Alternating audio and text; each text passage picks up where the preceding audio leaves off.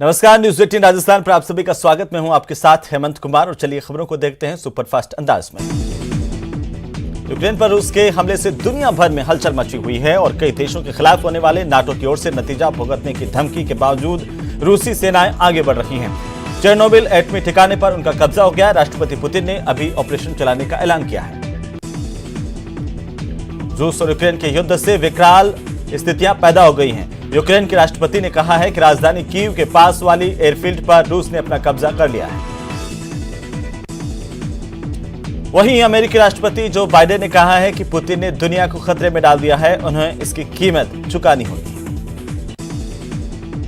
प्रधानमंत्री मोदी ने देर रात रूसी राष्ट्रपति पुतिन से फोन पर बात की। उन्होंने भारतीयों की सुरक्षा और देश वापसी का मुद्दा उठाया, साथ ही युद्ध रोककर बातचीत से विवाद सुलझाने की अपील की है। यूक्रेन संकट पर पीएम मोदी ने कैबिनेट की हाई लेवल मीटिंग की मौजूदा हालात पर चर्चा की गई और इस बैठक में विदेश मंत्री, रक्षा मंत्री और एनएसए समेत कई उच्चाधिकारी मौजूद रहे। रूस और यूक्रेन के जारी युद्ध के बीच नाटो ने यूक्रेन संकट पर बैठक करने के बाद प्रेस कॉन्फ्रेंस कर रूस से सेना हटाने के लिए कहा है। नाटो ने कहा है कि रूस को अंतर्राष्ट्रीय कानून का सम्मान करना चाहिए। नाटो ने 100 जंगी जहाज तैनात किए। रूस ने दावा किया कि उसने यूक्रेन में 70 मिलिट्री टारगेट नष्ट किए हैं और 11 एयरफील्ड ध्वस्त किए हैं। यूक्रेन ने दावा किया है कि उसने रूस के 7 विमानों को मार गिराया है। रूस और यूक्रेन के युद्ध के बीच यूक्रेन के राष्ट्रपति रूस के साथ सभी कूटनीतिक रिश्ते खत्म करने का ऐलान कर चुके हैं। रूस और यूक्रेन के बीच युद्ध शुरू हो गया है। यूक्रेन के अभी तक 40 जवानों की मौत होने का दावा किया गया। वहीं यूक्रेन के राष्ट्रपति ने वैश्विक नेताओं से रूस से लड़ने के लिए हथियार की मांग की है। राष्ट्रपति पुतिन की ओर से सैन्य कार्रवाई के आदेश के बाद रूस ने यूक्रेन पर ताबड़तोड़ मिसाइल हमले शुरू कर दिए हैं। इस हमलों में अब तक 10 स्थानीय लोगों की मौत होने की जानकारी सामने आई है। रूस यूक्रेन के खिलाफ लगातार आक्रामक रुख अपनाता जा रहा है। ताजा जानकारी के मुताबिक रूस की ओर से यूक्रेन की राजधानी कीव में 12 से ज्यादा धमाके किए गए। इन सब के बीच यूक्रेन के राजदूत ने पीएम मोदी से हस्तक्षेप की गुजारिश की है। यूक्रेन की सभी स्पेशल फ्लाइट कैंसिल कर दी गई है। इंडियन एम्बेसी ने कहा है कि भारतीय नागरिकों के लिए अतिरिक्त व्यवस्था की जा रही है। यूक्रेन संकट पर राजस्थान के मुख्यमंत्री अशोक गहलोत की भी पैनी नजर है। वहां पर फंसे राजस्थानियों के लिए कंट्रोल रूम बनाया गया है। मुख्यमंत्री अशोक गहलोत पल पल की अपडेट ले रहे हैं। उधर डूंगरपुर से 250 से ज्यादा छात्र यूक्रेन में हैं, जो वहां पर अलग अलग इलाकों में पढ़ाई कर रहे हैं। युद्ध के हालातों से इन छात्रों के परिजनों की चिंताएं अब बढ़ गई है। परिजन वीडियो कॉल के जरिए लगातार अपने बच्चों के संपर्क में हैं। तो डूंगरपुर के 250 से ज्यादा मेडिकल के छात्र यूक्रेन में फंसे हुए हैं। इन बच्चों के पेरेंट्स इंडियन एम्बेसी से मांग कर रहे हैं अपने बच्चों को वापस भारत लाने की। जम्मू कश्मीर के बारामूला और शोपियां के जिलों से सुरक्षा बलों ने लश्कर ए तैयबा से जुड़े हुए आतंकवादियों के 4 सहायकों को गिरफ्तार किया है। इन आरोपियों के पास से AK-47 राइफल समेत गोला बारूद भी बरामद किया गया है। विधानसभा में सतीश पूनिया के बयान का विरोध सत्ता पक्ष की ओर से देखने को मिला, जहां पर महिला विधायकों और मंत्रियों ने जमकर हंगामा किया। बीजेपी प्रदेशाध्यक्ष सतीश पूनिया के बयान पर सदन में भाजपा पूरी तरह से घिरी हुई नजर आई। सत्ता पक्ष ने सतीश पूनिया से सदन में माफी मांगने की मांग की। हंगामे के बाद स्पीकर ने विधानसभा की कार्यवाही को स्थगित कर दिया।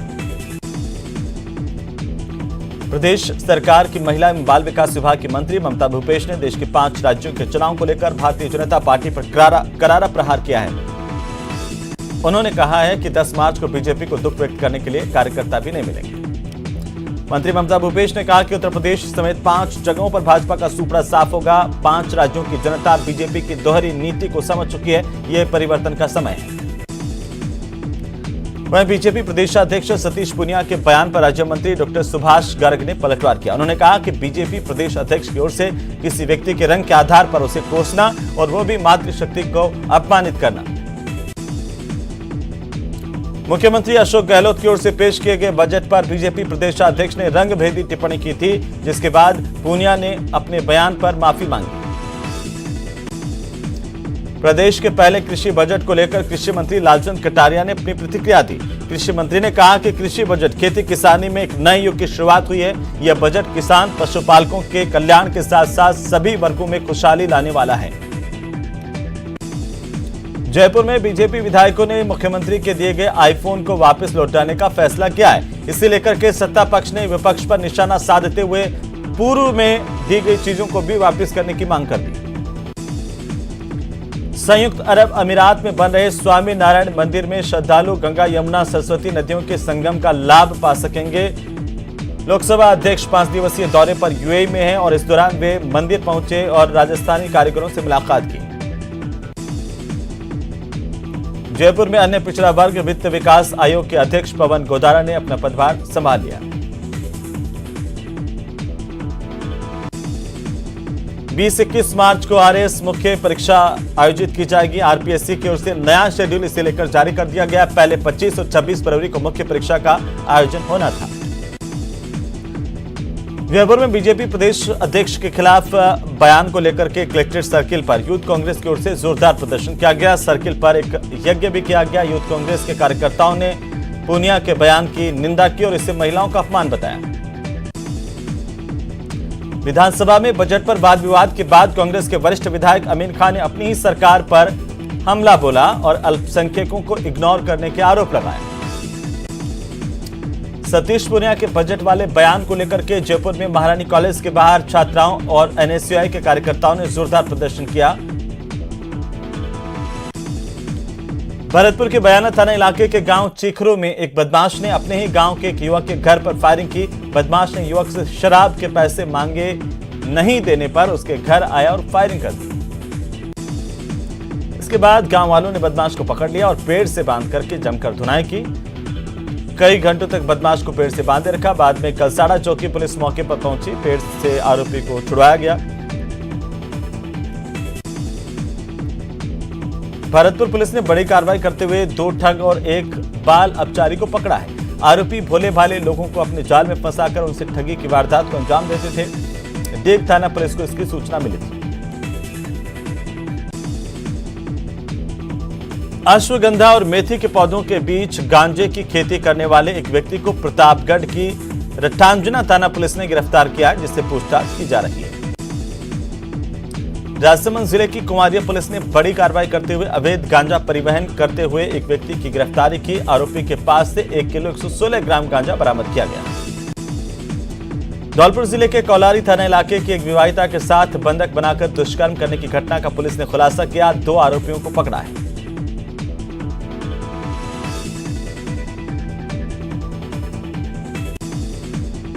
धौलपुर के बसेड़ी कस्बे में एक व्यापारी को बदमाशों ने घर में घुस करके 1 लाख रुपए की चौथ नहीं देने पर जान से मारने की धमकी दी है। पीड़ित नामजद बदमाशों पर शिकायत दर्ज करवाएगी। एसडीएम ने जल्द कार्रवाई का आश्वासन दिया है। कोटा में चाकू की नोक पर डरा धमकाकर हॉस्टल में कब्जा करने के प्रयास में 5 बदमाशों को पुलिस ने गिरफ्तार किया है। एक युवक पर चाकूबाजी कर जान से मारने का प्रयास करने वाले अभियुक्त को उदयपुर की सवीना थाना पुलिस ने 6 घंटे से कम समय में गिरफ्तार कर लिया। उससे पूछताछ जारी है। कोटा में चाकू मारकर एक युवक को घायल करने की वारदात को अंजाम देने वाले आरोपी को पुलिस ने आखिरकार गिरफ्तार कर लिया है। फिलहाल कैथुनी पोल थाना पुलिस पूरे मामले को जांच रही है। प्रतापगढ़ की छोटी सादरी थाना पुलिस ने नशे के खिलाफ कार्रवाई करते हुए भारी तादाद में अवैध रूप से ले जाए जा रहे बियर के 190 कार्टन जब्त किए हैं। पुलिस ने इस मामले में 3 आरोपियों को गिरफ्तार किया है और एक पिकअप को जब्त किया है। चूरू की रतन नगर थाना पुलिस ने ढाणी डीएसपुरा के पास अवैध हथियारों समेत 4 आरोपियों को गिरफ्तार किया। चारों आरोपी लूट की फिराक में थे। चूरू में नेचर पार्क के पास एक घर में किराए पर रहने वाली युवती ने मकान मालिक के घर में अलमारी का ताला खोलकर नकदी और सोने चांदी के जेवरात पर हाथ साफ कर दिया। कोतवाली थाना पुलिस ने चोरी की इस वारदात में युवती समेत 3 लोगों को गिरफ्तार कर कोर्ट में पेश किया, जहां पर कोर्ट ने न्यायिक अभिरक्षा में जेल भेज दिया। चूरू शहर के वार्ड संख्या 57 में गुरुवार को एक मकान में चोरी की वारदात सामने आई। यहां पर चोरों ने घर से आभूषण और नकदी पर हाथ साफ कर दिया और चोरी की सूचना पर कोतवाली थाना पुलिस मौके पर पहुंची। मौका मुआयना किया गया। सीकर जिले के रिंगस खाटू श्यामजी सड़क पर स्थित लाखनी टोल प्लाजा पर टोल कर्मचारी ने मारपीट की और वहां पर श्रद्धालुओं की गाड़ी में तोड़फोड़ की।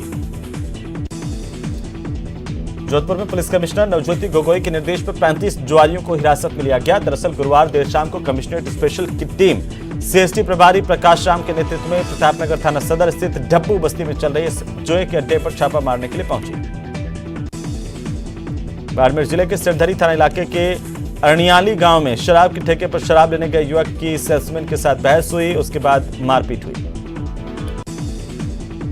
बूंदी कोटा में खुर्द गांव के पास भारतमाला प्रोजेक्ट में लगे डंपर की ओर से बाइक सवार को कुचले जाने से दर्दनाक मौत हुई और उसके बाद ग्रामीणों की ओर से प्रदर्शन किया गया। उदयपुर में बुधवार को समानता मंच के संयोजक दिग्विजय सिंह के नेतृत्व में टीएसपी रीट लेवल 2 के अभ्यर्थियों ने बहाली के लिए प्रदर्शन किया और धरना दिया। धौलपुर के बाड़ी उपखंड के इब्राहिमपुर गांव पंचायत के रेवई गांव में ग्रामीणों को पिछले 3 महीने से राशन नहीं मिल पा रहा। इसे लेकर के ग्रामीणों ने उपखंड कार्यालय पर प्रदर्शन किया है। उपखंड अधिकारी को ज्ञापन भी सौंपा।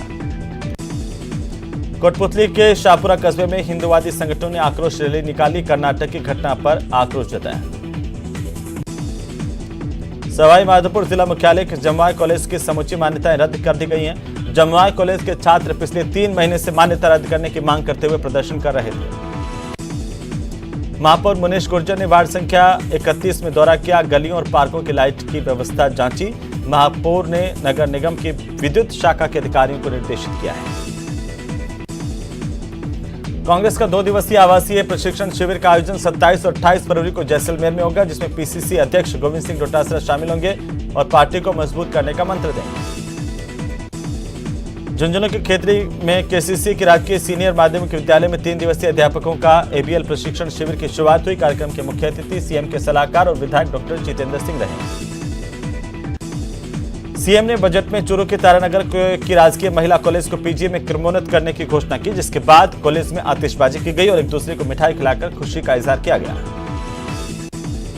चूरू के तहसील कार्यालय के आगे बजट में पुरानी पेंशन की घोषणा पर कर्मचारियों ने आतिशबाजी कर अपनी खुशी जाहिर की। मुख्यमंत्री अशोक गहलोत की ओर से बजट में पुरानी पेंशन वापस से लागू करने की घोषणा के बाद अजमेर में national movement for old pension scheme से जुड़े कर्मचारियों ने खुशी जाहिर की है। झुंझुनू में मृत मिले 11 राष्ट्रीय पक्षी मोरों का पशु चिकित्सकों की टीम ने मेडिकल बोर्ड से पोस्टमार्टम कर वन विभाग को सुपुर्द किया है। वन विभाग ने मृत मोरों का अंतिम संस्कार किया। चलिए आगे बढ़ेंगे।